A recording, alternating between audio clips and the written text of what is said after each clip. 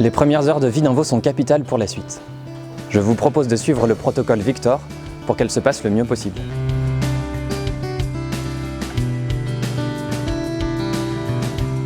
Après rupture du cordon ombilical, il y a normalement un réflexe d'inspiration du veau. Sinon, il faut d'abord libérer les voies respiratoires.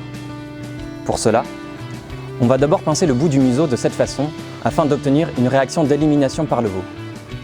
On peut éventuellement compléter en stimulant la cloison nasale. Ensuite, il peut être intéressant de libérer le pharynx en allant directement par la bouche pour éliminer les mucosités. Enfin, on peut appuyer sur un point d'acupression qui se trouve juste en dessous de l'anus. On appuie vers l'avant, lentement, comme pour un bouton on-off.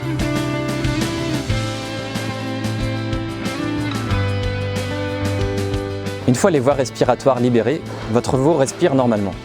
Sinon, on peut déclencher le mouvement inspiratoire en frottant le veau avec de la paille ou une serviette pour faire jouer le nerf phrénique.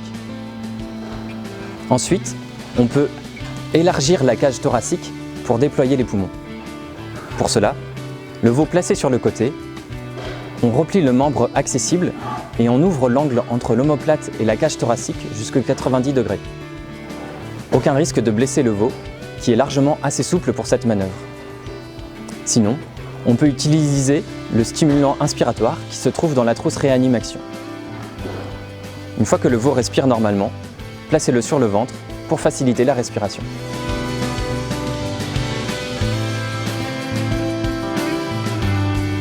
Si votre veau respire normalement, la couleur des muqueuses oculaires et gingivales doit être rose. La présence d'une couleur rouge ou violacée doit vous alerter pour demander une perfusion. La prochaine étape sera la prise de colostrum qui doit être le plus précoce possible. Ensuite, votre veau tétera tout seul.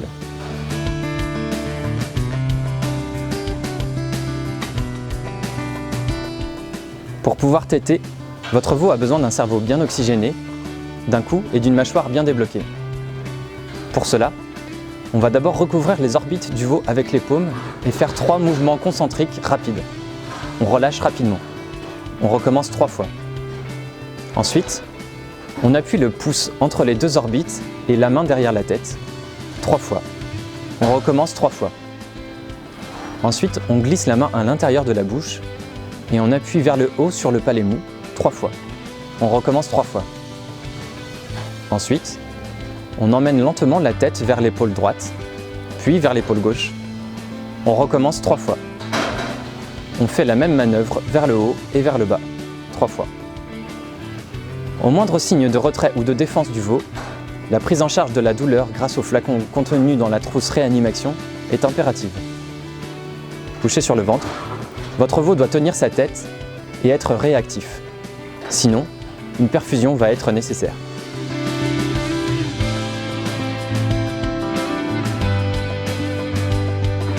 Lors d'un vélage traumatique, il peut y avoir des fractures ou des arrachements qui vont empêcher le veau de se mettre debout. Il convient donc de vérifier rapidement qu'il n'y a pas de lésions sur les membres ou sur le dos, sous peine de les voir s'aggraver.